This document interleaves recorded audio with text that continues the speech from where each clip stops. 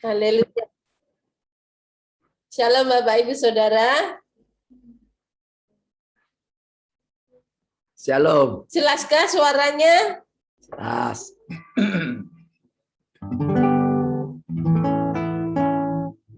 Kita mulai ya. Mari sama-sama kita berdoa. Terima kasih Bapak, kami bersyukur buat malam hari ini. Kami boleh bersama-sama berkumpul dalam ruangan keluarga Allah semua karena anugerah-Mu dalam hidup kami. Kami rindu malam hari ini kami boleh mengalami Engkau di dalam seluruh hidup kami. Hidup-Mu melimpah-limpah memenuhi seluruh kehidupan kami. Terima kasih Bapak, terima kasih. Terus tarik kami untuk kami terus masuk ke dalam kedalaman hati-Mu. Sebab itu yang menjadi kerinduan kami. Terima kasih Bapak, kami bersyukur. Kami memulai persekutuan kami malam hari ini dalam nama Tuhan Yesus. Haleluya. Amin. Roh Kudus Kau hadir di sini. Roh Kudus ku mengasihi-Mu. Kau lembut, Kau manis, Kaulah penghiburku, penolongku di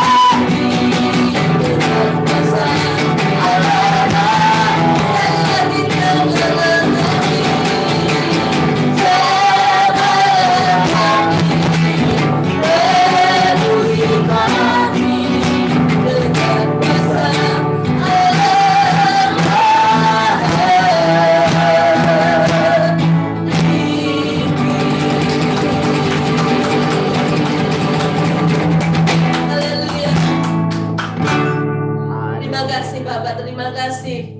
Sukacitamu melimpah di dalam hidup kami. Amin. Sebab rohmu tinggal di dalam hidup kami. Engkau sendiri yang ada di dalam hidup kami. Engkau sumber sukacita kami. Haleluya. Amin. Sukacita kembali kita kita saudara. Sumber sukacitamu mengalir dalam. Oh yes, yes, yes. Sumber sukacitamu melimpah dalamku. Ku menyanyikan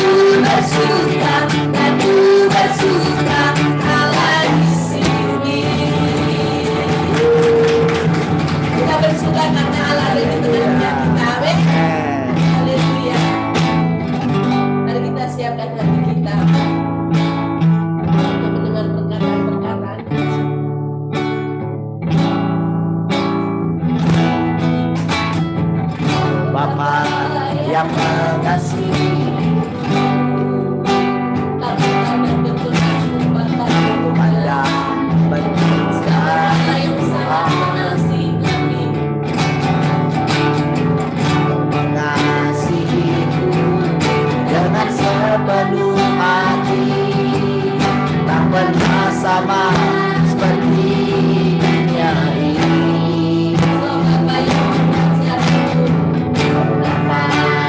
mengajar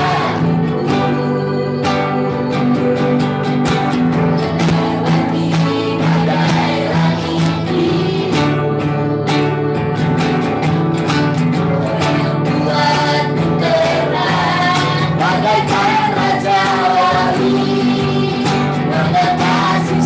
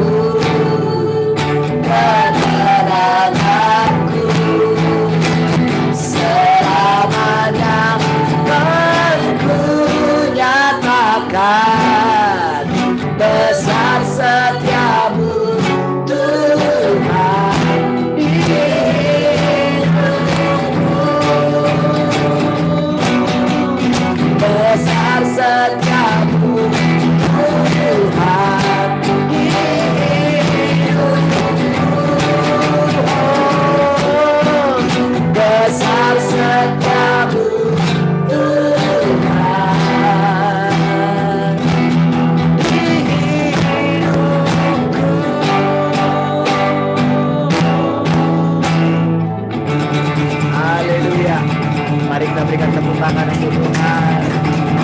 Haleluya. Terima kasih Tuhan, kami bersyukur malam hari ini. Terima kasih. Oh, kami boleh merasakan kasih-Mu berlimpah-limpah. Oh, tak habis-habisnya rahmat-Mu Tuhan bagi kami. Terima kasih, terima kasih. Semakin hari Engkau semakin menuntun kami. Kami boleh berada tinggal di dalam Engkau. Terima kasih Tuhan. Kalau sepanjang hari ini kami boleh melewati hari ini semua karena anugerah-Mu. Terima kasih kami bersyukur. Saat ini pun kami mau makan bersama-sama dengan Engkau, makan kebenaran firman. Oh, terpujilah Engkau Tuhan, kekal selama-lamanya. Mari kita semua yang semakin mengasihi Tuhan, sama-sama katakan, amin. Baik, puji Tuhan. Ya. Oke, ya, sekali lagi shalom semua. Puji Tuhan, bagaimana kabar saudara malam hari ini? Shalom tulang. Shalom, siapa itu ya? Oh, Esther ya. Shalom juga Esther.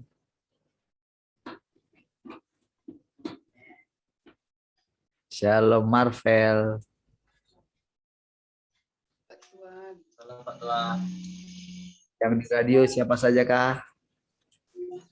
Di radio ada Pak, berarti ada Mak Gwen, ada harusnya 5. Ada Pak Lunggu, ada Pak Nanser. Tapi kok muncul? Oh, ada Mak Josie lagi. Ada Mak Alexa, Mak Gwen. Ada Mak Jose, Pak Nanser Shalom. Ada Pak Lunggu. 5 ya. Ini kok 4. Iya, mungkin ada yang terputus tadi ya. Oke. Baik, puji Tuhan. Ada yang gelap-gelapan nih. Mati lampu kah di sana? Atau di PT atau gimana ini? Dan tulang di rumah atau di mana ini? Lagi di luar ini, Pak. Ya? Lagi di luar, Pak. Oh, di luar. Oke. Ya. Kalau di Mangsang ini harusnya lampu hidup di Mangsang, kok di sini gelap sekali. Kameranya yang gelap atau? Halo Mangsang. Mangsang bawah. Kamera gelap. Gitu. HP-nya? Ya. Oh, maknanya belum. HP-nya salah. Habis dipukulin Nail. Si Nail inilah. Salam Nail. Oke, Pak itu ya. Oke, baik. Tadi lagu terakhir itu ketawa. Kenapa ketawa? Nggak tahu, itu lagu JVCC bukan? Ada. Kita bayar royaltinya pakai doa aja ya. Oh, Tuhan berkati JVCC. Tadi nggak tahu, katanya saya pikir sudah di ini ya, makanya saya berani record tadi ya.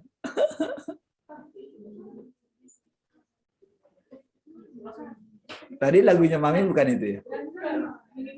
Terus Mami kok nggak mau lah nyanyiin itu? Baik, nggak apa-apa ya. Pasti ada hal yang ini ya. Kadang-kadang memang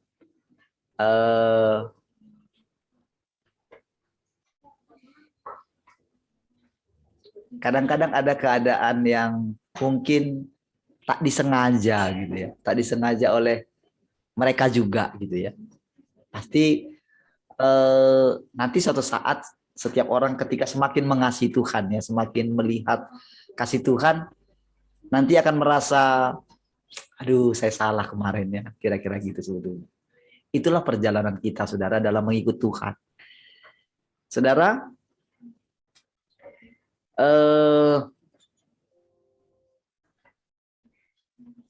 sebetulnya saudara, Tuhan tahu semua saudara, segala sesuatu yang terjadi ya.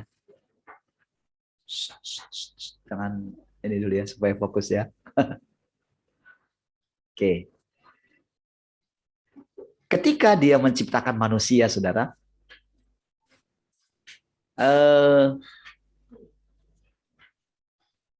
segala sesuatu yang kita alami, walaupun jadi ketika dibuat pilihan, kenapa ya?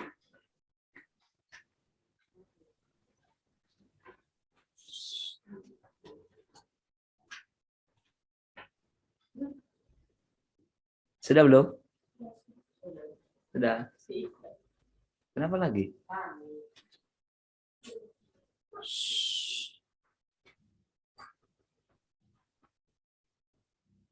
Oke. Nah, saudara, sebelum segala sesuatu kita alami, saudara ya, sebelum segala dialami oleh ciptaan ini, itu sebetulnya sudah diketahui Allah terlebih dahulu. Nah, gitu ya. Coba perhatikan baik-baik ya, supaya kita boleh semakin mengerti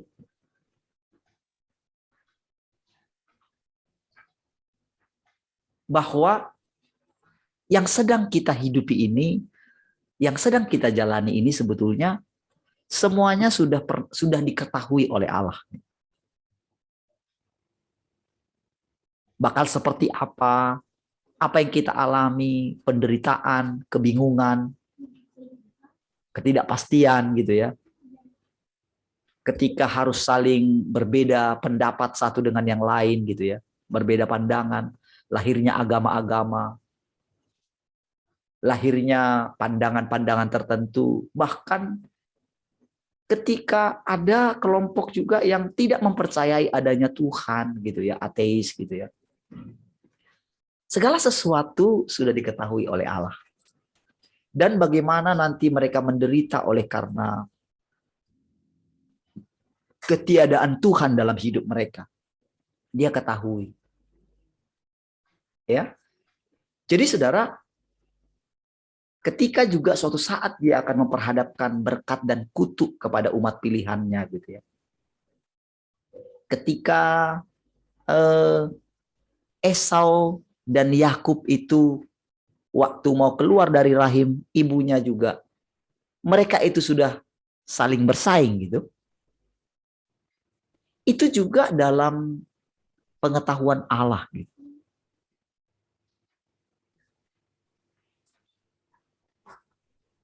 Ketika satu kelompok merasa dirinya lebih daripada kelompok lain. Ketika yang seorang kekeh bahwa ini suara Tuhan. Yang lain juga merasa itu suara Tuhan. Bahkan kalau misalnya kita berikan gitu ya. Ketika kita mulai mengetahui hal di depan ini ya. Ada sesuatu memang yang berbeda ketika kita mengetahui rahasianya Allah. Berbeda dalam diri kita. Jadi ketika seseorang itu masih di hal yang lama dan memang dia yakin sekali itu dari Tuhan. Perbedaan yang sangat mencolok sekali adalah kita yang sudah menerima kedatangan Tuhan, yang sudah mulai menerimanya, mempercayainya. Itu makin lama, saudara, itu bertumbuh, saudara. Pengertian itu makin lama makin bertumbuh. Itulah upah yang diperoleh oleh seseorang yang mau mendengarkan suara Tuhan hari ini. Gitu. Nah, firman itu sifatnya, itu kan seperti benih. Dia pasti bertumbuh. Sehingga keraguan-raguan kita selama ini tentang dia itu makin memudar. Kekhawatiran kita, ketakutan kita, kebingungan kita, itu semua pasti ditelan oleh hidup itu. Itu sesuatu yang pasti tidak bisa diganggu-gugat. Ya, itulah hidup. terang pasti menguasai kegelapan. Ya, jadi ketika ayat-ayat dalam firman Tuhan nantinya, walaupun itu nampaknya negatif itu seperti ini, dia terkam kita, dia hakimi, dia seperti pemurni logam, segala macam tadi yang kita dengarkan gitu ya. Kalau dulu mungkin itu menegangkan bagi kita. Seperti sampai sejauh ini saudara,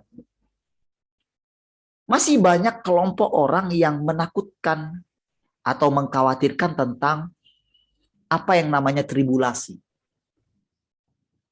Hal-hal yang sangat menakutkan di depan. Masih terlalu banyak kelompok yang ada di situ.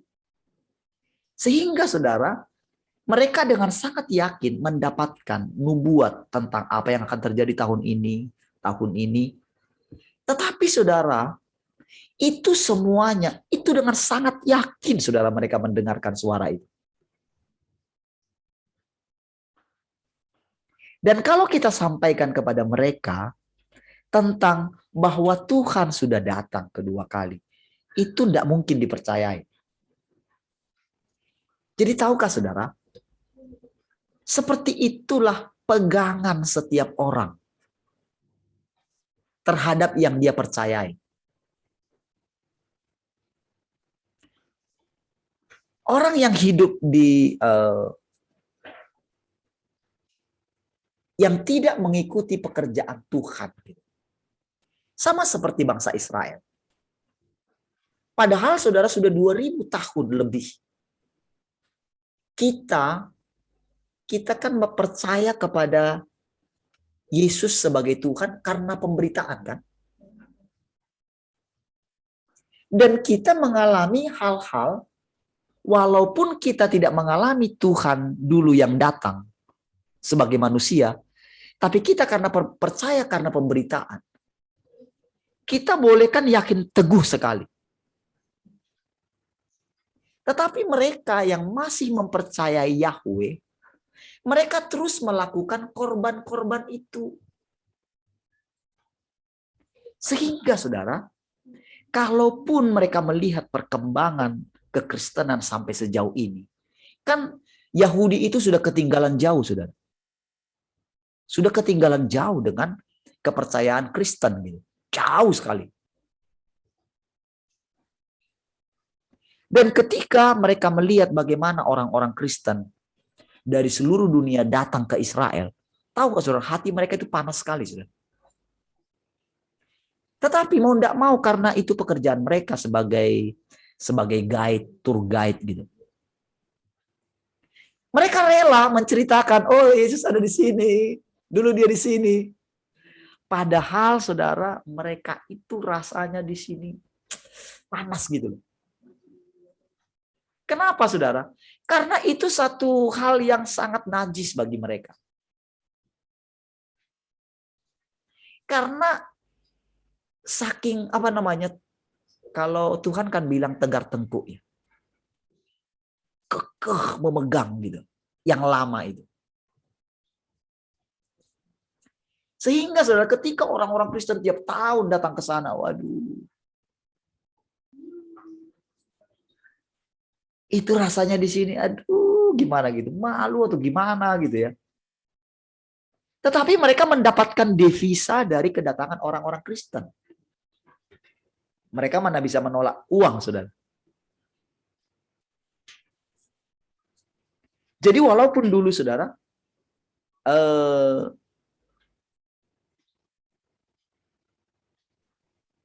Indonesia tidak punya hubungan dengan Israel gitu. Sehingga kalau di paspor kita kan tidak bisa ke seluruh dunia kecuali Israel. Ya, gitu. Tetapi saudara, di lapangan ternyata tetap kita bisa masuk ke sana. Memang tidak direct gitu. Dan itu sudah ya rahasia umum gitu, sudah tahu semua artinya gitu.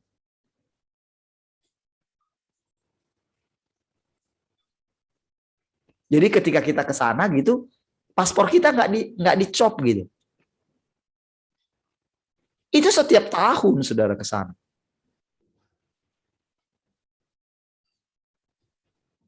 Dan itu devisa yang sangat tinggi buat mereka. Tetapi di satu sisi saudara, mereka tetap kekeh tidak mempercayai Mesias. Nah, kira-kira seperti itulah saudara. Kalau kita perhatikan saudara, orang-orang yang kekeh, apalagi kalau bicara tentang akhir zaman, masih sibuk bicara misalnya pembinasa keji dan segala macam gitu ya. Seolah-olah tak ada berita lain. Tak ada yang berani menceritakan tentang apa yang kita akan alami di zaman yang baru. Kehidupan macam mana nanti. Jadi selalu hidup dalam bayang-bayang. Gitu. Saudara, ketika saya coba renungkan gitu. Saudara coba renungkan juga ya. Ketika dulu kan Paulus sudah dapat tentang bahwa setiap kita harus masuk ke peristirahatan kita atau sabat gitu kan, hari perhentian. Sehingga walaupun masih tersedia hari perhentian, tetapi kalau kita tidak mendengarkan suara Tuhan hari ini, maka kita tidak akan pernah masuk ke dalamnya gitu. Dia sendiri bilang. Tapi pada kenyataannya, dia itu juga ternyata tidak masuk ke tempat perhentian. Dia sibuk terus gitu. Pastilah ada saudara,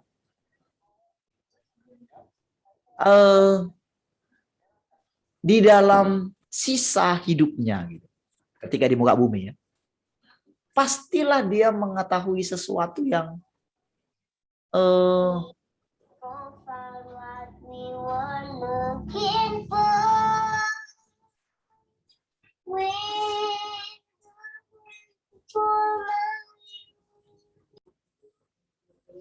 siapa itu? Hah?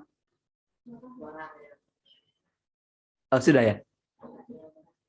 Sudah ya?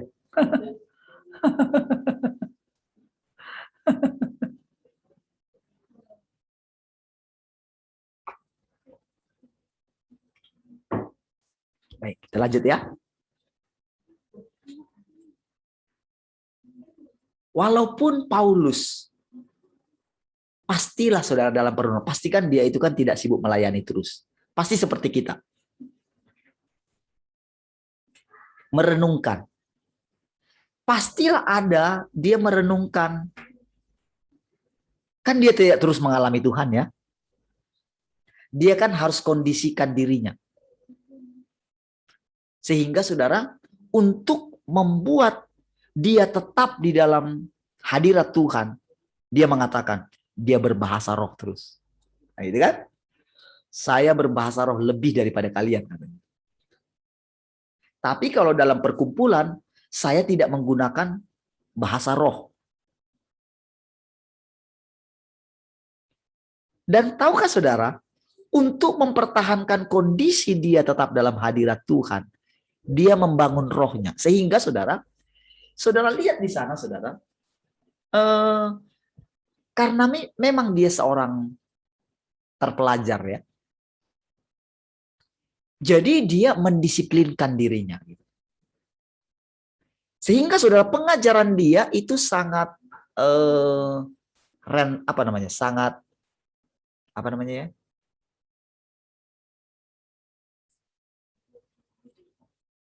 sangat berhubungan sekali dengan yang namanya disiplin gitu. Dia melatih tubuhnya. Dia seperti seorang seorang petinju gitu yang tidak memikul sembarangan gitu. Dia latih dirinya. Tetapi tujuannya itu adalah untuk mempertahankan kondisi dia. Jadi sebetulnya di situ sudah bercampur dengan kekuatan dia. Dengan berbahasa roh. Jadi mungkin di kamar dia, kalau misalnya tidak ada pelayanan gitu ya, untuk menjaga pikirannya, Karena begini saudara, dia harus mengganti. Selama ini kan di sinagoge itu kan dia kan pasti sudah terbiasa bagaimana dia memaksa pikiran ini untuk tidak memikirkan hal yang lain.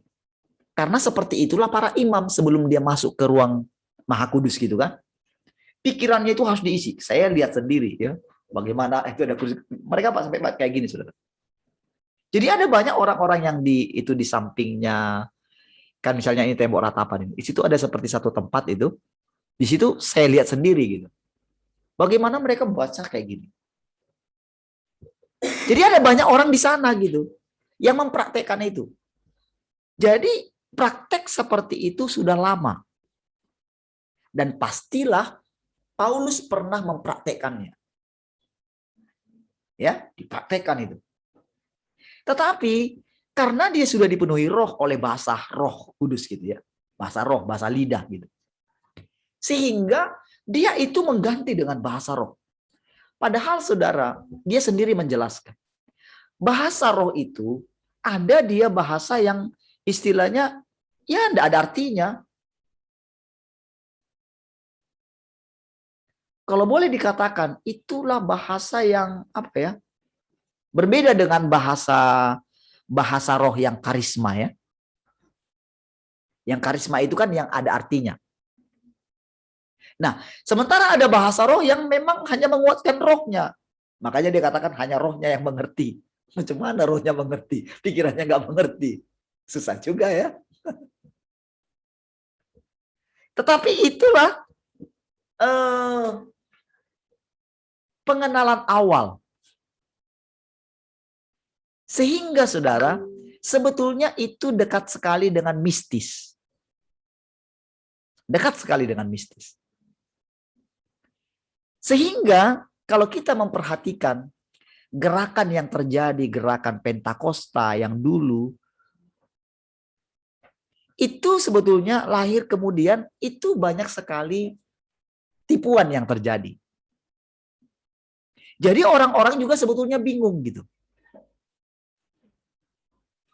Nah, namun tidak sedikit orang-orang atau hamba Tuhan di zaman yang sekarang. Tidak sedikit di antara mereka meniru polanya Paulus dengan berbahasa roh gitu. Sampai mereka melatih diri mereka akurat gitu. Tetapi apakah itu yang diharapkan oleh Tuhan? Nah, inilah namanya perjalanan yang kita lewati, yang kita jalani bersama-sama. Nah, jadi saudara, pernahkah saudara bayangkan ketika Paulus itu di penjara? Kan sampai dia di penjara berkali-kali. Apakah Tuhan tidak mengetahuinya? Lalu apakah semua itu dikehendaki oleh Tuhan?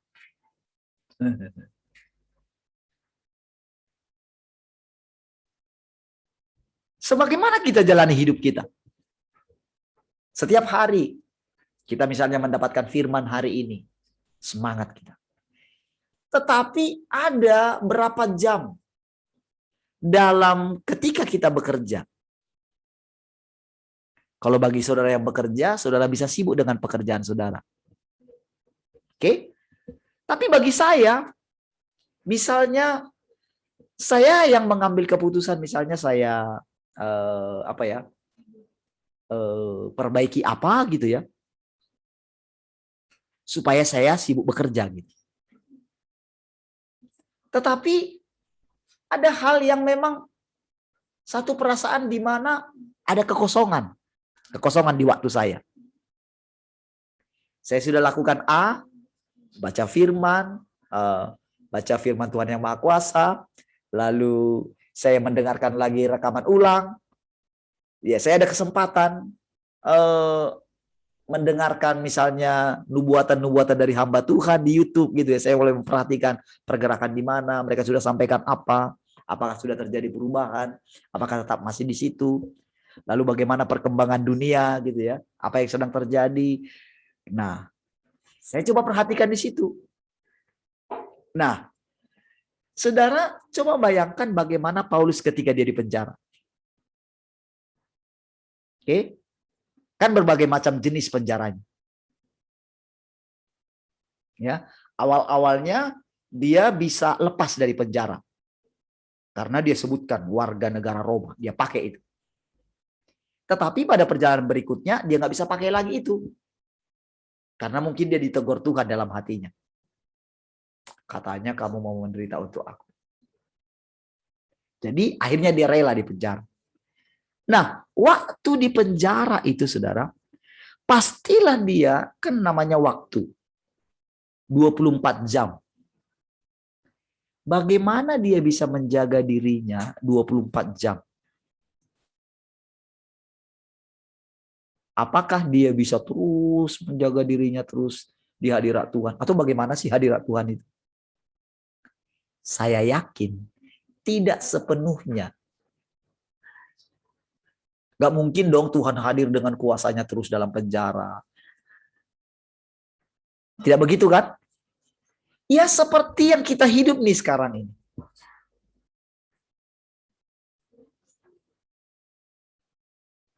Jadi kita menjalani hidup kita anugerah demi anugerah. Saudara, kalau kita bandingkan diri kita dengan Tuhan, kita ini yang belum tahu, pengen tahu. Tapi saudara, Tuhan mau bilang sama kita, kamu nggak usah maha tahu. Kamu nggak sanggup nanti menanggung beban itu. Karena dia yang maha tahu itu berusaha supaya tidak maha tahu. Itulah kenapa dia jadi manusia. Coba ya dengarin baik-baik. Perhatikan baik-baik perkataan-perkataannya saudara. Supaya kita boleh akhirnya bekerja sama dengan Tuhan. Makanya kita akan mencukupkan diri kita dengan apa saja yang dianugerahkan kepada kita. Ini bukan hanya masalah penghidupan sehari. Harusnya kan kita nggak terlalu memikirkan itu lagi ya. Karena harusnya kita sudah lewat. Yang sedang sekarang kita bicarakan ini adalah mengenai pengetahuan kita tentang Tuhan. Karena kan tujuan kita Tuhan. Tuhan itu kan maha tahu. Tetapi tahukah saudara, kemahatauan dia, yang kita pikir dia itu segala-galanya, ternyata saudara, dia itu membuat dirinya tidak maha tahu. Karena saudara maha tahu itu, Tuhan bilang tidak seenak yang kita bayangkan. Bayangkan saudara, bagaimanalah saudara berjumpa dengan orang-orang, saudara tahu isinya semua orang itu. Saudara tahu kelicikannya, saudara tahu kemunafikannya, saudara tahu dosa yang dia buat. Disuruh begini.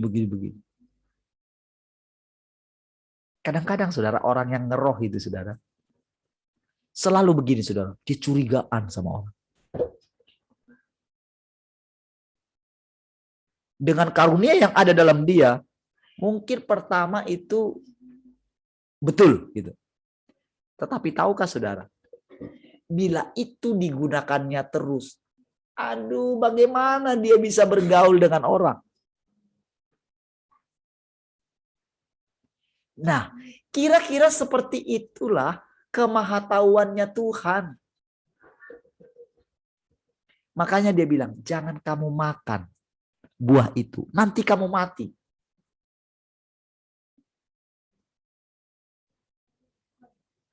Kenapa Tuhan bilang seperti itu, saudara? Karena itu pengalaman Tuhan loh, saudara. Kan dia yang tahu terlebih dahulu segala sesuatu. Artinya begini, kalau kamu nanti maha tahu, kan Iblis kan bilang begini, tetapi kalau kamu makan itu, matamu jadi terbuka.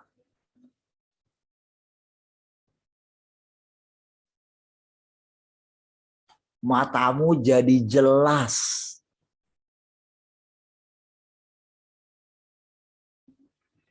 Saudara, orang-orang pengen tahu tentang masa depan. Apa yang akan terjadi tahun sekian? Apa yang akan terjadi tahun sekian? Tahun ini nanti terjadi begini. Oh, siapa nanti yang jadi antikrisnya? Siapa nanti yang ini? Orang itu selalu penasaran.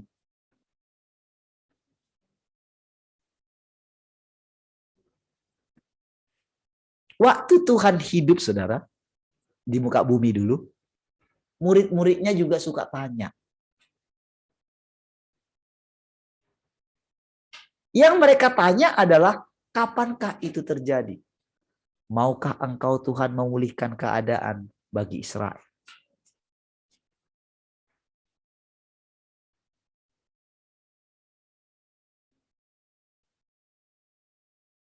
Tuhan bilang, engkau tidak perlu mengetahui masa dan waktu. Ketika Petrus ingin tahu apa yang akan terjadi dengan Yohanes, dia bilang apa sama Yohanes? Sama Petrus? Kalau aku mau dia hidup sampai aku datang, itu bukan urusanmu. Tetapi kamu ikutlah aku. Saudara, ketika kita mempunyai pengetahuan, seperti yang saya katakan tadi, saudara. Seperti yang saya katakan tadi pagi, saudara. Bahwa pengalaman yang baru kita bersama dengan Tuhan bisa mengakibatkan dua hal. Negatif dan positif. Saudara, positifnya mungkin begini. Seperti saya katakan tadi ya. Kita mengetahui tentang Tuhan. Kita mengetahui tentang Alfa dan Omega. Kita mengetahui tentang, oh kita sudah masuk ke kerajaan 1000 tahun. Ke langit baru, bumi baru. Kita boleh mencicipi semua. Dan kita boleh hidup di hadapannya. Kita punya pengertian tentang apa? Tentang Alfa dan Omega. Itu pengertian-pengertian yang dalam sebetulnya. Tetapi tahukah saudara, pengertian-pengertian yang dalam ini kalau kita langsung sampai di puncaknya, maka kita itu akan cenderung menjadi puas hati. Sehingga kita tidak lagi lapar dan haus akan Tuhan. Kenapa kita harus mengalami perjalanan-perjalanan yang sulit dalam hidup kita? Kenapa kita diizinkan mengalami hambar dalam hidup ini? Saudara kan yang tahu tentang hidup saudara.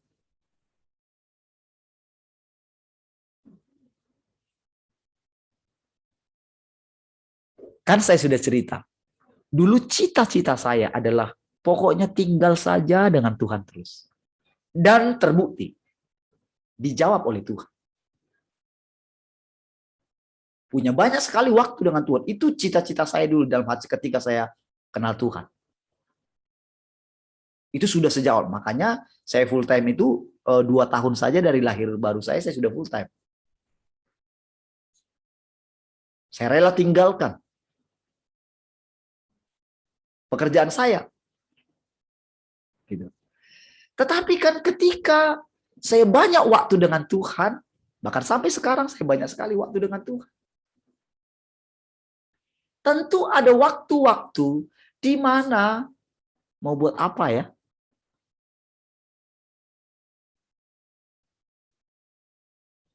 Ya tadi misalnya ya. Oh, saya ngantar anak saya. Saya sebetulnya mau ke rumah adik saya ya. Tapi karena anak saya pulang jam 11 gitu, tanya jam 11, oh udahlah balik aja gitu.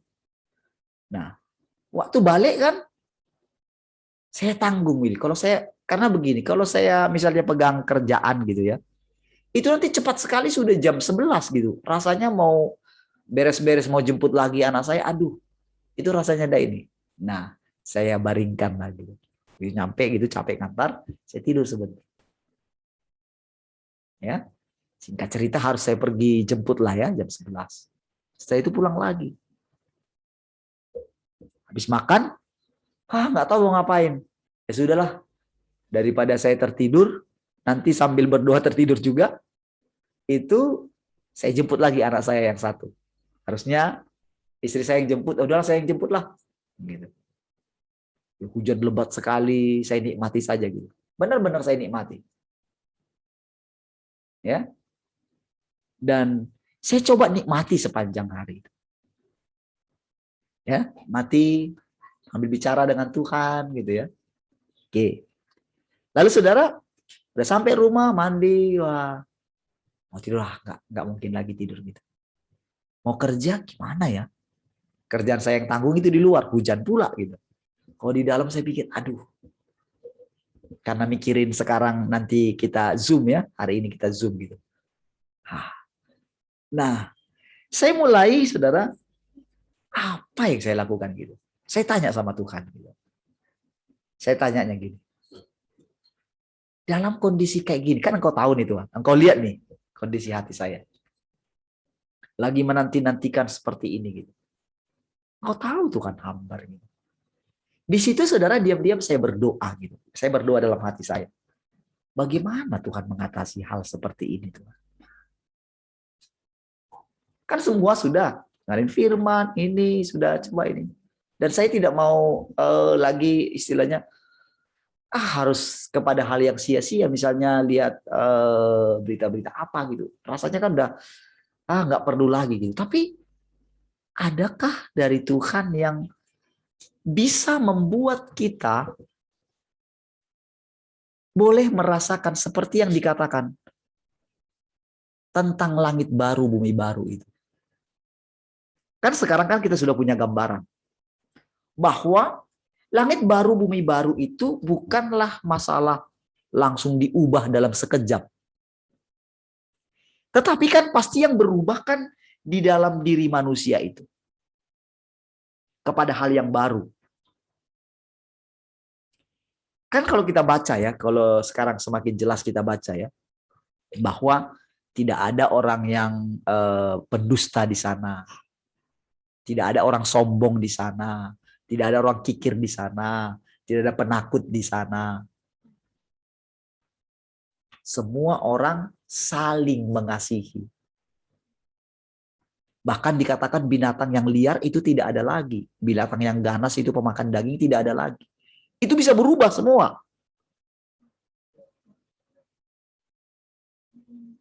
Berubah dengan sendirinya.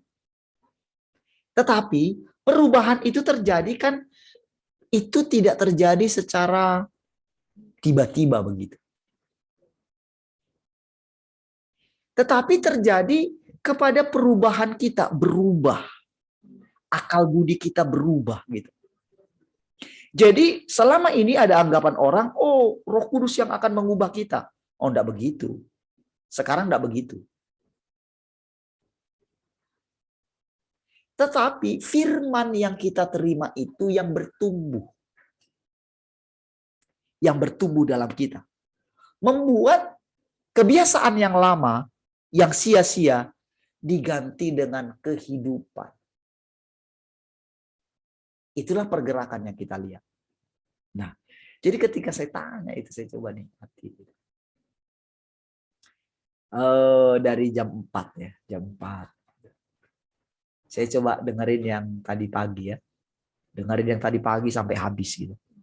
Dengerin, lihat, saya perhatikan alur ceritanya, saya perhatikan gitu. Oh, gitu ya. Lalu saya kembali ke tanggal 8 ya, yang kemarin tanggal 8. Saya coba perhatikan alur ceritanya gitu.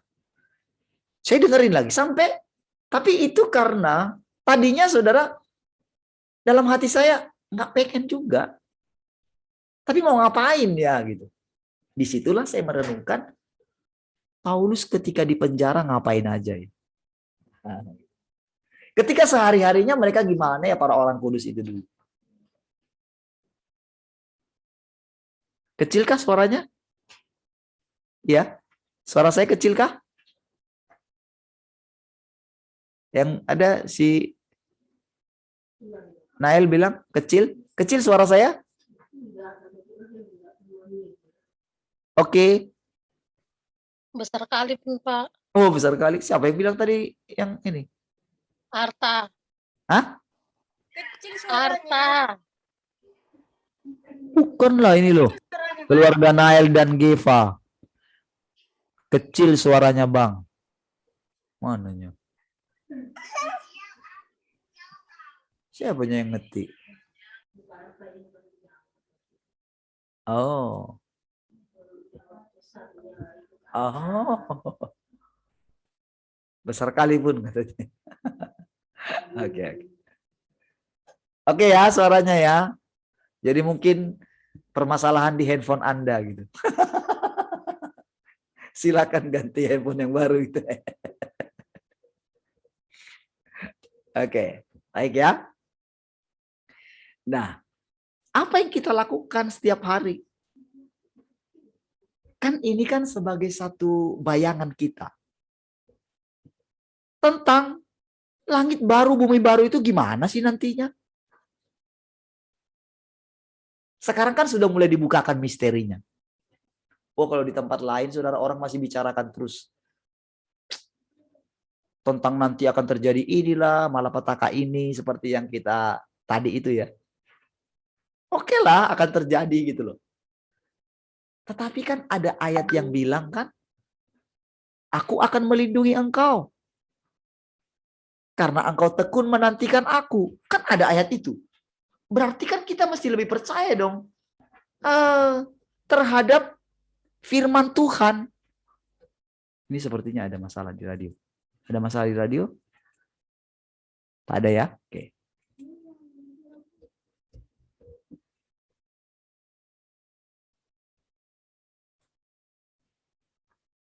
Mereka mungkin membicarakan di hal-hal yang kalau orang masih membicarakan tentang Tuhan akan datang di awan-awan. Saudara, itu benar-benar saudara, itu adalah gagasan saudara. Saudara, firman Tuhan itu saudara tidak bisa diinterpretasi. Terbukti semua orang yang di dalam ketika mereka menanti-nantikan Tuhan yang dulu itu, saudara. Itu mereka, coba lihat bagaimana ketika mereka mencoba menginterpretasikan tentang kedatangan Tuhan yang pertama. Mereka gagal semua. Karena tidak sesuai dengan gagasan mereka. Karena mereka sudah mengurung diri mereka dalam gagasan mereka. Jadi kejadiannya persis juga seperti sekarang gitu. Padahal begini, saudara. Bukankah kita itu menjadi percaya Tuhan bukan karena gagasan kita? Bukankah karena kita mengalami sesuatu yang adikodrati? Bukan karena kita selidiki. Lalu kita menjadi percaya kepada Tuhan. Menjadi lahir baru. Bukan kan? Sama dengan kedatangan Tuhan yang kedua ini, saudara. Itu adalah tentang bagaimana kita menaklukkan diri kita kepada firman Tuhan. Semua yang kita bicarakan ada dalam Alkitab. Cuman selama ini tersembunyi. Seperti dimeteraikan. Tetapi begitu kita buka hati kita sedikit aja, kita terima, maka kita itu seperti membuka pintu air gitu. Masuklah kebenaran-kebenaran yang baru. Dan kita harus siap. Begini, seperti yang saudara ikuti selama ini. Coba buang yang kemarin. Itu sangat menolong kita. Supaya hari yang baru yang kita kita masuki, kita boleh menerima yang baru. Tetapi kalau saudara mendengarkan perkataan daripada si jahat, paling juga besok seperti itu. Nah, seperti itu jadinya. Tahukah saudara? Kita nggak bisa bohongi Tuhan. Dalam arti begini, saudara. Tahukah saudara? Sekarang kita itu jadi punya Tuhan masing-masing.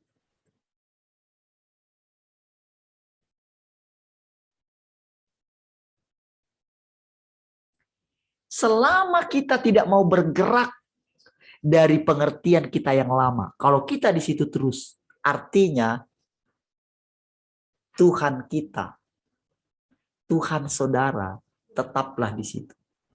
Perhatikan saudara ya, hati-hati mendengarnya ya. Sebetulnya Tuhan itu sama. Cuman Tuhan itu maha luas. Jadi sebetulnya firman itu sebetulnya yang di dalam kita, yang dikatakan. Makanya coba dipisahkan antara firman dan Allah itu. Pada mulanya adalah firman. Firman itu bersama-sama dengan Allah. Dan firman itu adalah Allah itu sendiri. Nah, jadi firman yang di dalam kita ini. Jadi firman itu kan perkataan yang kita pegang. Kalau kita coba mulai menerima, kita simpan dalam hati kita, lalu kita renungkan. Oh ya? Lalu kita renungkan dia, seperti yang saya katakan tadi. Saya coba bilang begini, Tuhan, Engkau tahu kan kondisinya seperti ini. Dan saya sudah melewati ini banyak kali. Kalau mau hitung perjalanan yang selama ini, wah sudah cukup jauh rasanya gitu. Dan ketika mendengarkan orang menceritakan, misalnya lihat di YouTube gitu ya, mereka mungkin menyampaikan, oh ini akan terjadi, saya dapatkan pesan ini akan terjadi ini, terjadi itu, terjadi tahun 2027 ini gitu kan, 2000 ini gitu. Saya dalam hati begini.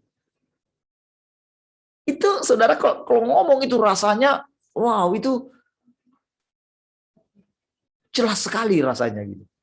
Kayak Tuhan itu hadir di sampingnya, mengatakan ini loh gitu. Dan para pendengarnya itu serius sekali saudara. Ramai saudara yang dengar, viral saudara. Kalau sudah yang ngomong-ngomong seperti itu tentang masa depan. Serius sekali. Apalagi kalau misalnya digenapi gitu perkataannya. Sehingga dia ini tanpa sadar, tanpa sadar mengurung dirinya. Membuat dirinya jadi Allah. Saudara, setulus apapun orang ini, saudara. Perhatikan ya. Setulus apapun, sejujur apapun orang ini. Tahukah saudara? Orang ini tidak menyadari. Tidak bisa mendengarkan suara Tuhan yang sesungguhnya. Tapi orang ini sangat yakin dia mendengarkan suara Tuhan. Sehingga kalau orang yang seperti ini, misalnya kita sampaikan sesuatu, itu nggak bisa terima.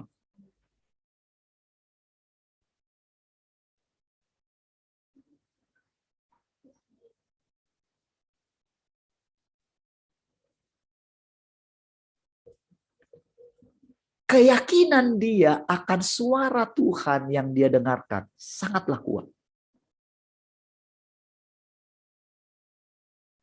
Tapi kalau coba direnungkan gitu. Oke lah betul misalnya. Tahun ini, tahun itu, tahun ini, si ini begini. Oke lah misalnya betul. Oke gitu kan. Dan memang itu bisa betul kok. Gampang kok bikin itu betul. Karena kan nggak bisa ditarik perkataan. Ketika Tuhan mengatakan, kenapa kamu mempermasalahkan ketika aku bilang aku ini anak Allah? Bukankah di dalam Tauratmu itu ada perkataan kamu semua adalah Allah?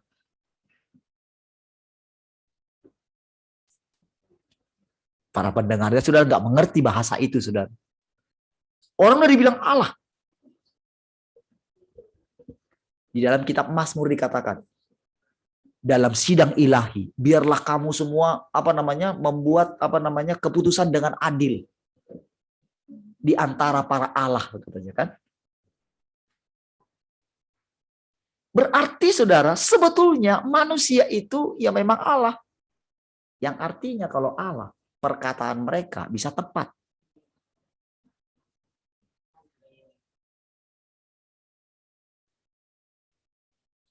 Dan betapa mudahnya orang-orang itu ditipu oleh suara yang mirip Allah.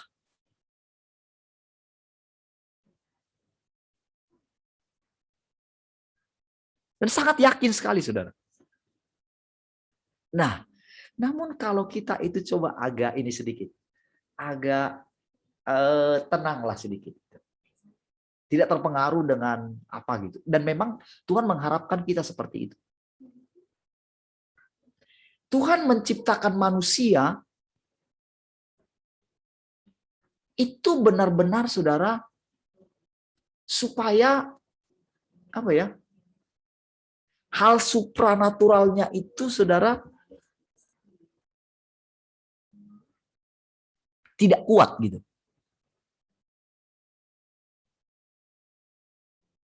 Jadi benar-benar natural manusia gitu loh.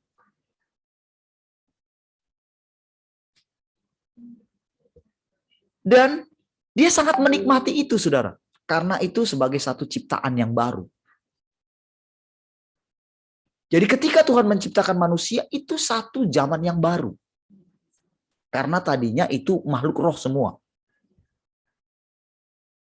Ya. Nah, jadi saudara, ketika hal-hal supranatural, ketika malaikat-malaikat itu melihat perempuan-perempuan manusia itu cantik-cantik katanya kan, disitulah terjadi percampuran. Dan Tuhan sangat benci itu. Karena dia merusak gambaran yang sesungguhnya gitu. Harusnya kan nggak bisa gitu. Terjadi kekacauan. Makanya salah satunya yang membuat air bah itu turun, saudara. Terjadi. Ya. Nah, saudara, jadi sekarang dengan pencurahan Roh Kudus, jadi banyak orang yang itu dari dulu sudah terjadi, saudara. Banyak orang yang memang akhirnya itu tidak menjadi manusia normal lagi. Oleh akibat daripada hal-hal supranatural. Dan itu, saudara, dari dulu, saudara, itu sudah menjadi masalah. Orang-orang yang ngeroh. Ngeroh dalam arti sebetulnya sampai ke ininya flaky gitu.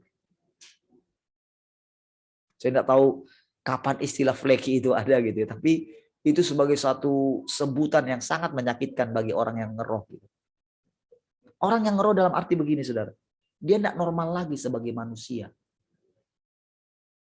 Itu kayak dipimpin oleh roh gitu. Jadi kalau kadang ketemu sama dia gitu, aduh, takut gitu, saudara. Pernah saudara berjumpa dengan seperti itu? Dulu saudara ada, kalau datang ke tempat kita dulu ya. Kalau sudah datang si ibu ini, wush, tangannya kalau diangkat gini, zup, itu kalau pemain musik nggak lihat tangannya, wis kena gitu. Kalau ada anak-anak ribut gitu kan, itu dianggap itu harus diam gitu. Jadi suasana itu harus mencekam gitu. Kalau ada anak-anak yang ribut gitu, wah bisa habis tuh, saudara.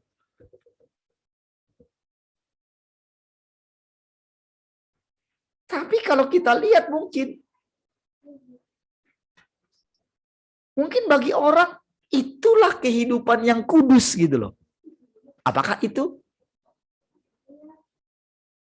Nah, saudara, Paulus itu cenderung ke sana gitu. Makanya lahir juga kelompok-kelompok yang meniru dia. Jadi banyak sebetulnya yang meniru Paulus ini, saudara. Ya, kita juga pernah di sana lah, bahasa roh gitu. Wah, segala macam. Demi menjaga kehidupan roh semakin kuat gitu kan. Peperangan. Kita harus mematikan daging kita dengan roh gitu. Berbahasa roh lagi gitu. Apakah sudah tercapai? Survei membuktikan, saudara. Survei membuktikan orang-orang yang bahasa roh kuat ini, saudara, dalam kehidupan sehari-hari, wah, Jauh juga.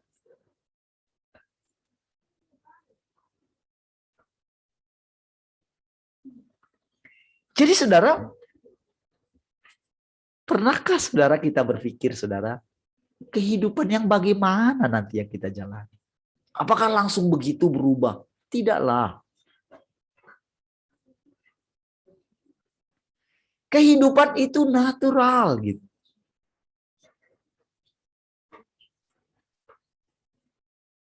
Dan memang kita benar-benar antara sorga dan bumi itu terjadi satu chemistry.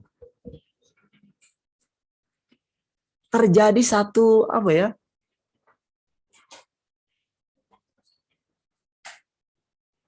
Satu kehidupan yang antara roh dan materi itu terjadi keseimbangan gitu. Jadi saudara,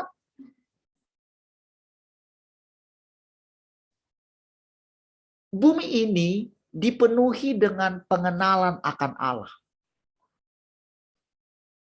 Pengenalan.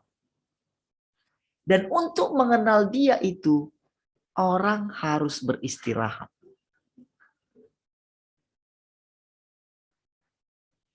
Istirahat ini luas, saudara.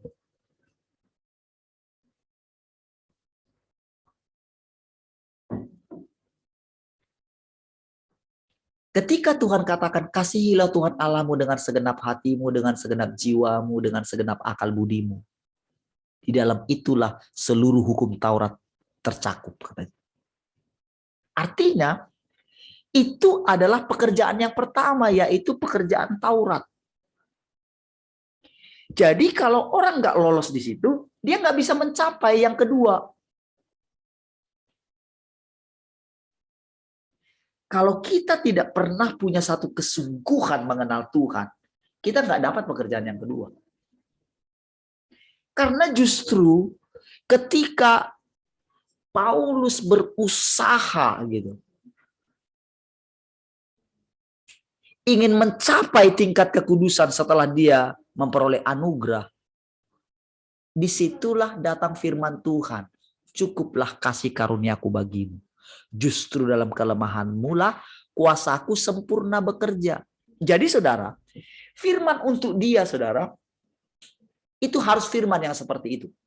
Untuk jenis orang yang seperti itu. Tetapi ada orang yang kalau dia itu langsung menikmati kasih karunia, gitu ya, dia nggak mengetahui pekerjaan yang Taurat, dia tidak mengalaminya, maka orang ini cenderung menjadi orang yang tidak menghargai kasih karunia. Cenderung jadi bablas dalam hidup ini. Karena saudara, kuduslah. Kuduslah engkau sebab aku kudus. Katanya. Jadi saudara, pekerjaan yang pertama, pekerjaan yang kedua, lalu pekerjaan yang ketiga, saudara. Itu tahapan pekerjaan yang mesti ada dalam setiap orang percaya. Itu tahapannya. Kita harus mengalaminya. Sehingga saudara dalam perjalanan kita, saudara, dalam mengikut dia. Jadi saudara, selalu ada upah. Upah ini saudara adalah pemberian Tuhan. Jadi saudara, yang dia berikan kepada kita, dia tahu yang terbaik bagi kita. Jadi ini bukan lagi masalah materi ya.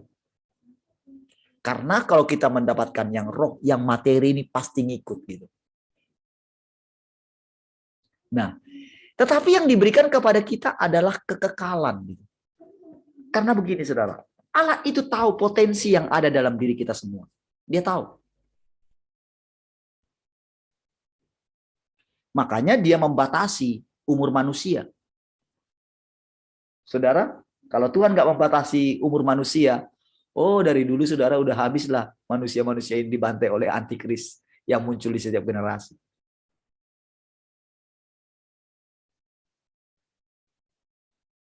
Iya dong, dari dulu sudah dibicarakan tentang munculnya antikris. Sudah berapa lama berita tentang kesusahan besar dan sudah berapa banyak terjadi martir gitu. Penganiayaan di mana-mana sudah banyak sekali kan. Mau penganiayaan yang bagaimana lagi yang akan terjadi di depan kita. Lalu apakah isi kehidupan ini cuma penganiayaan gitu? Apakah hanya itu saja cara Tuhan? Terlalu kolot sekali lah saudara.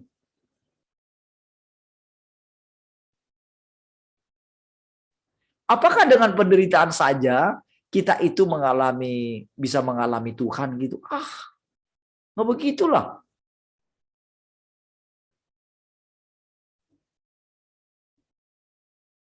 Kalau ngikutin gitu ya, kalau saya dengar gitu. Kalau beritanya tentang itu aja gitu ya. Dulu misalnya. Selalu ada saja orang yang bernubuat gitu kan. Oh, tahun ini akan terjadi ini akan terjadi ini. Apakah isi Alkitab itu saja ya? Jadi selama ini apakah Tuhan nggak bekerja?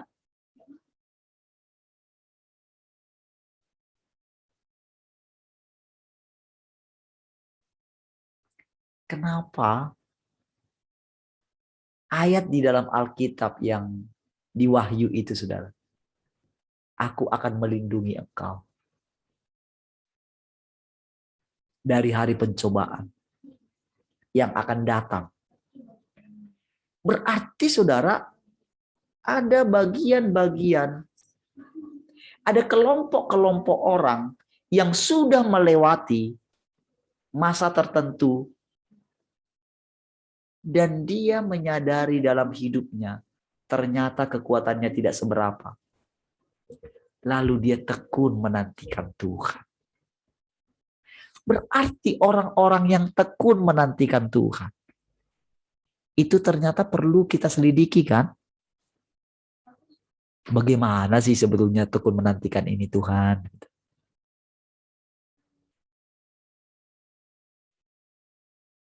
Kan perlu kita renungkan perjalanan kita. Apa sih yang kita cari? Apalagi umur kita sudah berapa?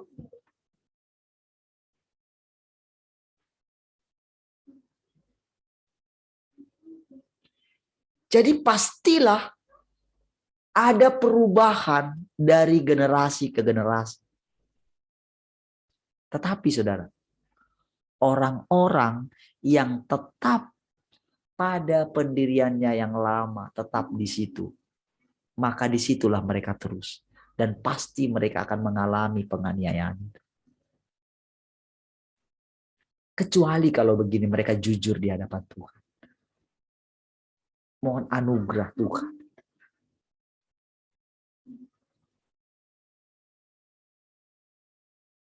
Ketika saya kalau memperhatikan kadang muncul di ini ya, di wall, di FB apa gitu ya. Ketika melihat gitu ya. Saya renungkan gini, Tuhan, kok bisa kayak gini ya Tuhan?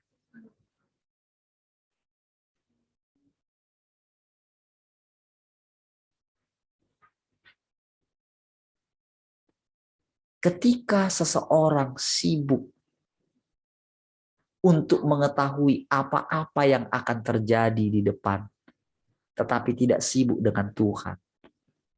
Wow, dia akan dilindas oleh zaman.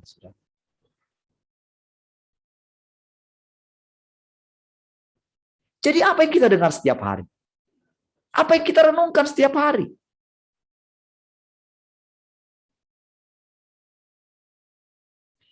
Kalau kita merenungkan Tuhan setiap hari, kalau kita merenungkan esensinya Tuhan setiap hari, maka kita tidak akan memberontak terhadap Dia. Coba bayangin saudara, 40 tahun bangsa Israel di padang gurun, cuman ngelatih apa? Apa latihannya? Apa latihannya? Supaya tidak bersungut-sungut. 40 tahun loh, saudara.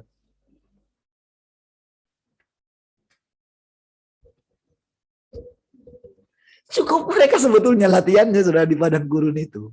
Untuk sampai ke tanah perjanjian. Cukup sudahlah. Jalan aja gitu. Ikut aja gitu. Ikut aja arahan. Ketika nggak dapat minum gitu kan.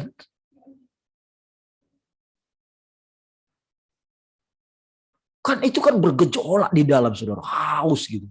Panas lagi kan.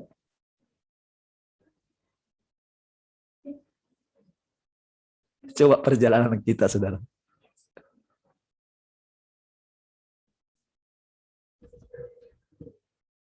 Coba perhatikan, saudara.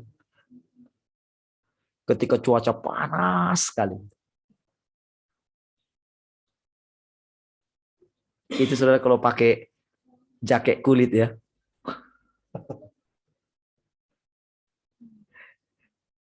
Jaket kulitnya Pak Tian ya. Setiap kali saya pakai jaket kulitnya pemberian Pak Tian gitu, saya selalu teringat Pak Tian dan saya doakan Pak Tian gitu dalam hati.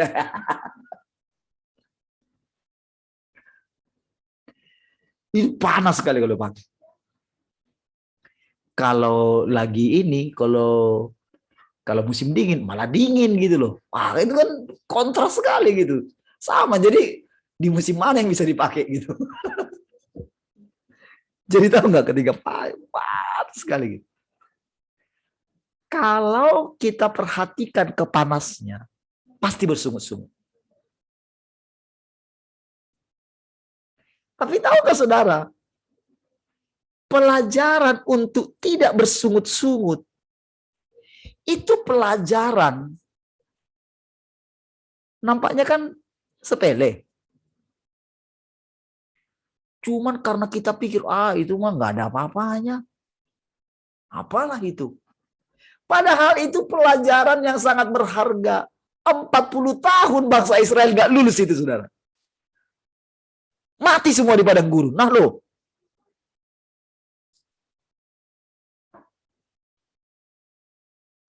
Nggak makan daging gitu. Ya kan? Saudara, orang yang makan tempe terus dengan yang makan daging terus, yang naik kolesterolnya ternyata yang makan tempe loh, saudara. Bukan yang makan daging. Yang tensinya naik. Bukan yang makan daging. Kenapa nggak naik, saudara? Tiap hari dia makan tempe, temannya dikasih makan daging terus. Dia bilang tempe terus, lama-lama begitu datang tempe, temannya makan daging. Dilempar tempenya. Berarti yang naik kolesterolnya bukan yang makan daging, saudara, yang makan tempe.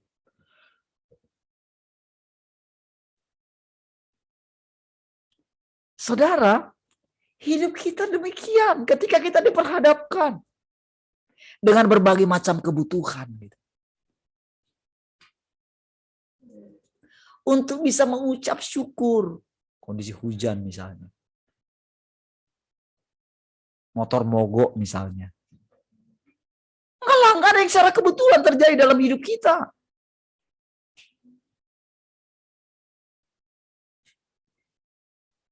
Dan untuk bisa lolos dari situ, itu sampai kita benar-benar lolos gitu. Jadi saudara, sebetulnya bukan karena penderitaan itu harus tinggi sekali gitu. Hal-hal kecil, kalau kita sudah lolos dari hal yang kecil, hal yang besar itu nggak ada lagi masalahnya di situ. Karena setiap kali kita lolos dari hal kecil, maka kita mendapatkan upah.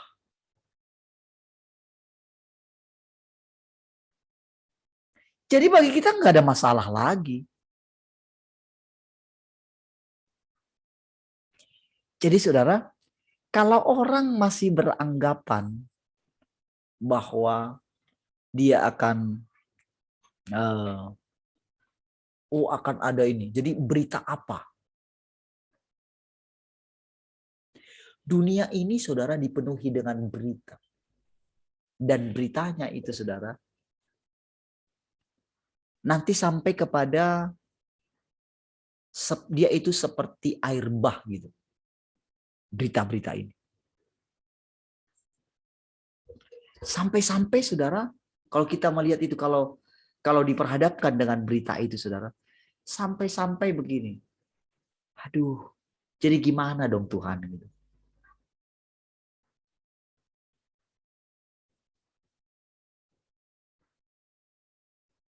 Ketika melewati semua saudara. Engkau Bapa yang mengasihiku, tak kau pandang bentuk dan rupaku. Engkau mengasihiku. Bait yang kedua gimana? Engkau Bapa yang mengajariku melewati badan langit biru. Engkau buatku kuat terbang bagaikan raja wali, mengatasi segala pencobaan. Saudara, pencobaan yang dialami oleh Tuhan itu 3 tingkatan itu saudara. Perhatikan. Yang pertama masalah makan dan minum. Kalau engkau anak Allah, ubah batu ini jadi roti. Kita akan tergoda untuk mendapatkan makanan kita selalu terpikir akan hal materi saja. Sehingga Tuhan memperkenalkan, padaku ada makanan yang tidak kamu kenal.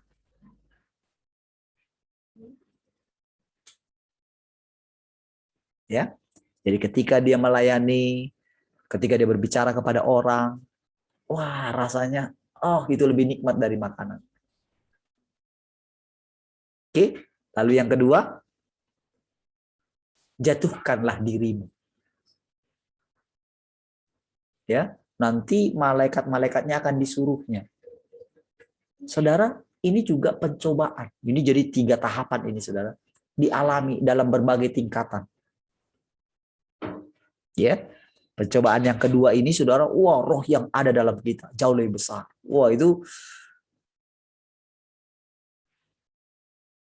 kita punya kuasa. Tetapi saudara, kita harus melewati satu pelajaran yang namanya tidak menggunakan kuasa itu sembarangan. Itu latihan yang kedua. Pencobaan yang kedua. Ya, kita mengalami itu.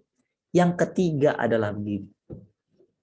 Adalah diperhadapkan semua. Aku akan memberikan itu kepadamu asal engkau sujud menyembah kepadaku.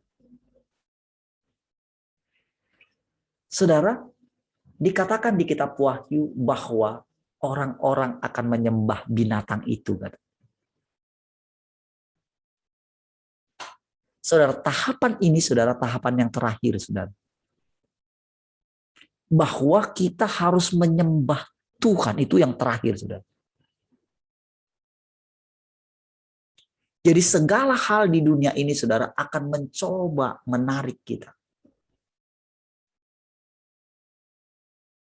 Menarik kita sehingga mau tidak mau kita tunduk kepadanya. Dalam hal apa saja. Kalau engkau mau mendapatkan kemudahan, kamu harus ini. Kamu harus ikut ini. Harus ikut ini semua aturannya ini. Ini pencobaan yang terakhir.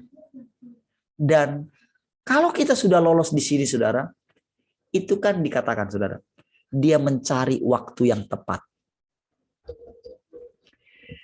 Saudara, ketika kita sudah mengetahui semua ini, mengetahui kebenaran ini, sekarang hati kita ada di mana? Kita bersama dengan Tuhankah? Atau kita masih ada di padang gurun dunia ini? Kita masuk bersama-sama ke tanah perjanjian itu kah? Saudara, saya nggak tahu kenapa ya Musa mengirimkan 12 pengintai.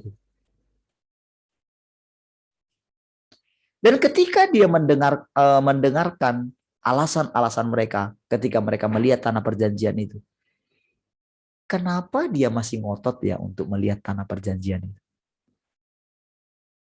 Kenapa dia masih ngotot untuk memasuki tanah perjanjian itu? Dan dia sudah lihat dari atas. Engkau hanya melihat, katanya.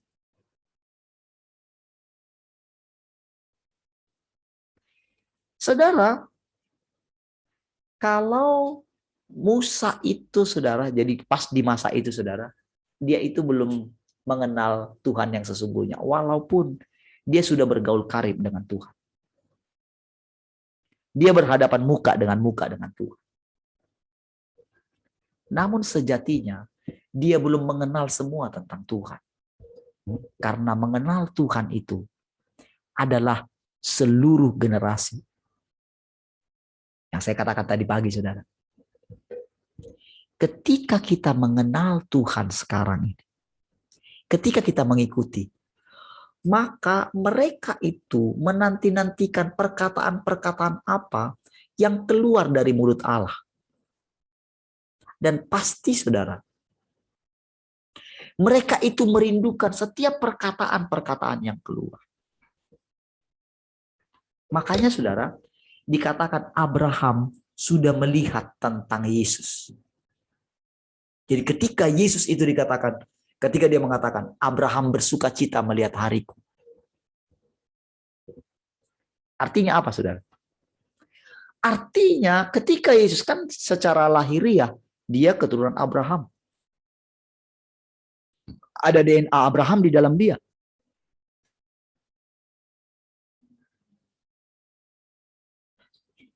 Dia itu keturunannya, saudara. Makanya dikatakan, dia bersuka cita melihat hariku. Artinya, saudara, ketika dia mati, saudara, Allah itu masih misteri bagi dia. Pengenalan dia akan Allah, kalau saudara perhatikan, saudara, itu secara pribadi. Pada waktu dia melihat malaikat itu datang. Kan malaikat yang datang. Tapi di ceritanya itu, saudara, dalam perjalanan ketika dia berjalan bersama-sama pas mau melewati Sodom dan Gomora itu kan dia bilang di situ, akan kusembunjikankah, katanya. Siapa yang nulis itu? Musa memang yang tulis. Tetapi, saudara, pada waktu itu, saudara, Abraham pasti dia ketika mengatakan itu kan di dalam hatinya dia pembicaraan itu. Akan kusembunjikankah? Bawa keluar, katanya. Kalau tadi malaikat, jadi dia bisa melihat Allah di dalam malaikat itu. Karena kan gak ada yang ngajarin dia tentang Allah itu. Karena dia sudah tinggal di daerah yang di Ur-Kasdim itu, saudara, itu kan banyak berhala-berhala di sana. Jadi nama El Shaddai itu pun sebetulnya itu nama sebutan Allah di sana. Kalau lihat aslinya gitu. Jadi jangan langsung saudara berkata, oh itu, wah dia menemukan Allah yang benar. Enggak, itu pengalaman dia. Jadi sebetulnya Allah itu adalah pengalaman kita pribadi. Bukan apa kata orang. Jadi kalau dikatakan seluruh bumi akan penuh dengan pengenalan akan Allah, setiap kita, tua, muda, besar, kecil, harus mengalami Tuhan itu sendiri. Dan Tuhan saya tak bisa saya paksakan dengan Tuhan saudara. Dengan saudara. Karena masing-masing kita ini, saudara. Jadi saya hanya menceritakan pengalaman saya. Jadi saudara, anak-anak juga demikian. Dia bisa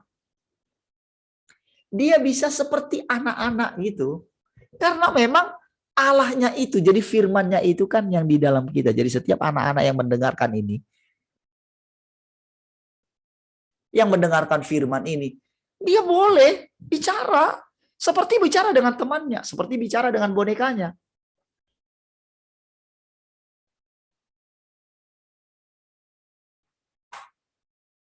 Dia bicara dengan Allahnya.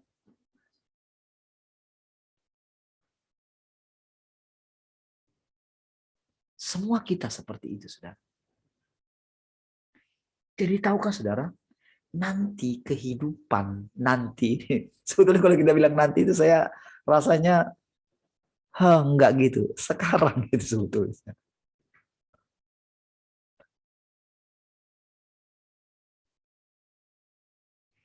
Kan sekarang kita bilang begini, kan para orang kudus kan katanya sudah istirahat di dalam Tuhan gitu. Pernahkah kita terpikir ngapain mereka di sana? Sementara Tuhannya lagi turun ke bumi katanya gitu. Lagi turun sekarang, ngapain mereka di sana? Lalu bagaimana yang dikatakan surga dan bumi, datanglah kerajaanmu, jadilah kehendakmu di bumi seperti di surga. Jadi kan sorga dan bumi ini, saudara, itu kan sedang bersatu. Artinya apa? Berarti, saudara, ketika kan mereka kan nggak terus ngapain mereka istirahat, tidur gitu. Terus menikmati sorga gitu, makan buah di surga apa gitu. Dulu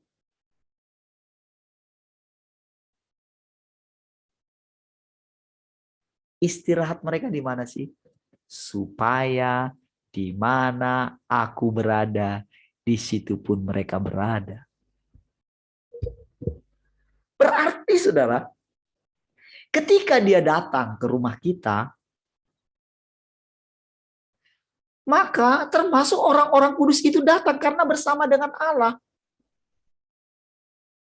Jadi ketika dia bergerak, seluruh penghuni sorga itu bergerak bersama dengan dia.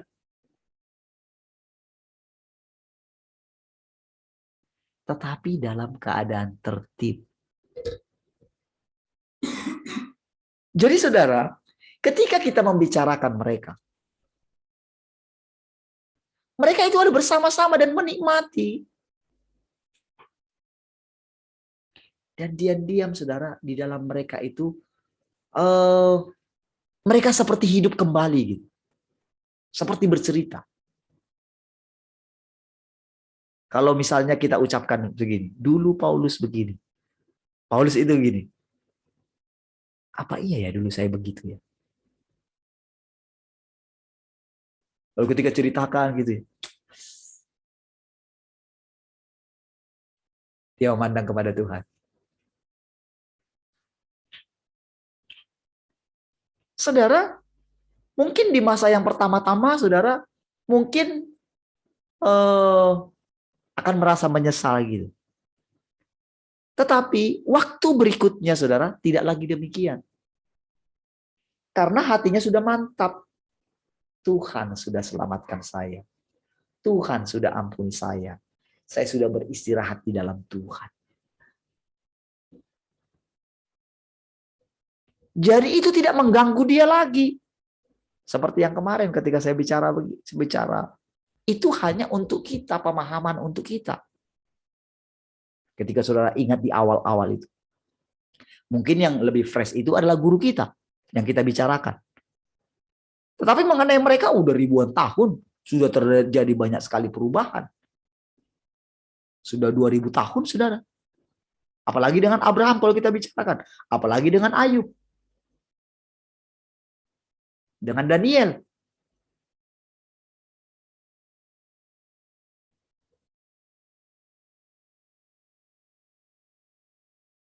Saudara, mereka bilang begini, saudara. Sudahlah, itu cerita kami masa lalu. Sekarang ceritamu, kamu harus yang cerita nih. Ceritamu tentang hidupmu.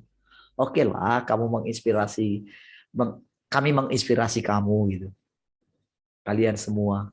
Tetapi tahu nggak? Kalian lebih menginspirasi kami. Karena kami tidak pernah hidup di zaman kalian. Dan kalian tidak pernah hidup di zaman kami. Kalau kami hidup di zaman kalian tentu mungkin berbeda.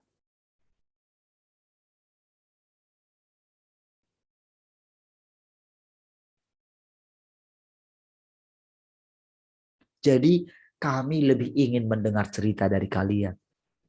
Di satu sisi saudara kita pengen berjumpa dengan mereka. Gimana ya wajahnya Petrus? Gimana ya wajahnya Paulus? Gimana ya wajahnya Ayub?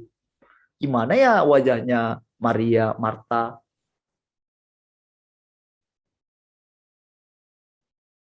Kita pengen berjumpa dengan mereka. Yusuf gimana ya?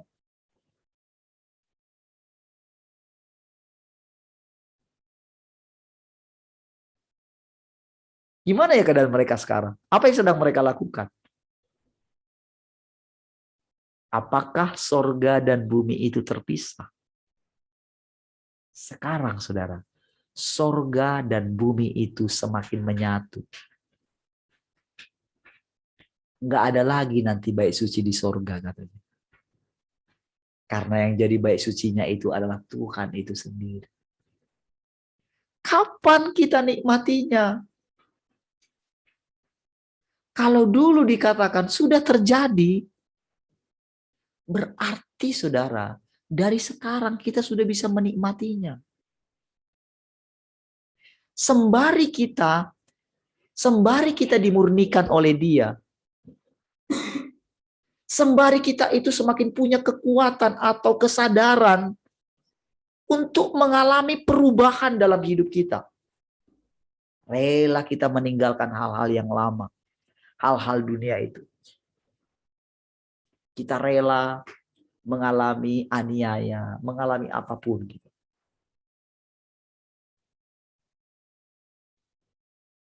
Dan kita tidak perlu mengalami harus aniaya besar, nggak perlu. Nggak perlu.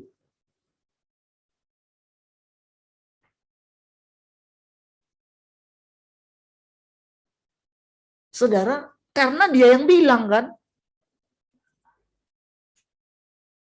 Dia yang bilang, saudara. Jadi dalam setiap gereja itu, dalam setiap zaman itu, ada zamannya masing-masing. Tetapi kalau hati kita melekat kepada dunia ini, nah barulah mengalami malapetaka itu, saudara. Aniaya besar itu. Kalau hati kita masih melekat kepada dunia ini. Melekat kepada dunia ini bukan masalah kita ini melepaskan diri kita dari semua. Bukan. Hati kita yang ada di mana. Hati kita ini loh yang ada di mana. Apakah kita masih mempertahankan hak kita? Ketika diambil, diizinkan dari kita diambil. Kita kan sudah melewati banyak hal. Kalau kita sudah melewati yang namanya nggak makan gitu kan. Nggak punya uang. Masa ujiannya itu terus? Berarti nggak lolos-lolos dong.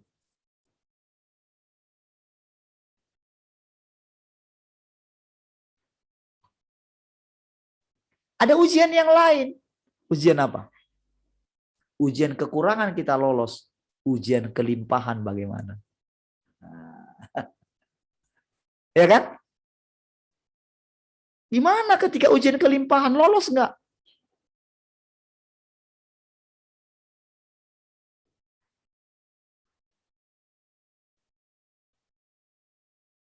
Lebih sulit ujian kelimpahan daripada ujian penderitaan. Tapi kalau kita tinggal di dalam Dia, saudara.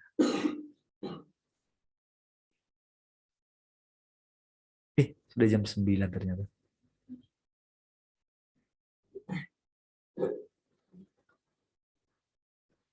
Kalau kita tinggal di dalam Dia, merenungkan Dia. Kalau kita memperhatikan bagaimana Dia hidup di dalam kita. Dalam segala hal. Kita berjalan bersama-sama dengan Dia. Dia tak pernah tinggalkan kita. Bahkan melewati masa-masa kosong. Seperti yang saya katakan tadi, ngapain? Sebelum nanti jam 7 ngapain ya? Apakah bisa berdoa? Kalau tadi mungkin sulit berdoa gimana gitu ya.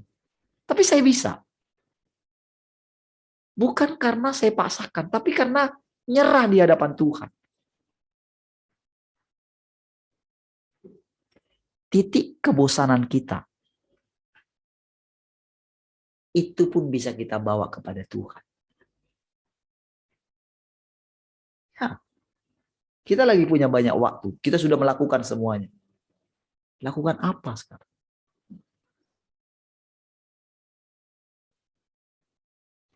Ketika bekerja, waktu kita kan bisa habis dengan kesibukan. Tapi apakah bisa kita itu terus bercakap-cakap dengan Tuhan, tak habis-habis? Bisakah?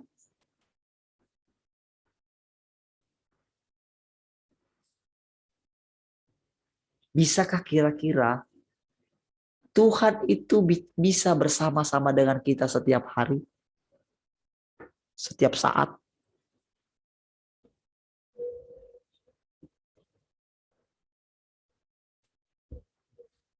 Bisakah? Itulah perjalanan pengalaman kita. Apa yang Paulus lakukan di penjara? Berapa tahun dia di penjara?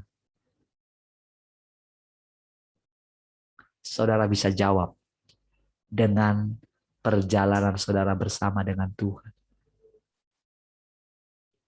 Saya dulu alami ketika saya sakit.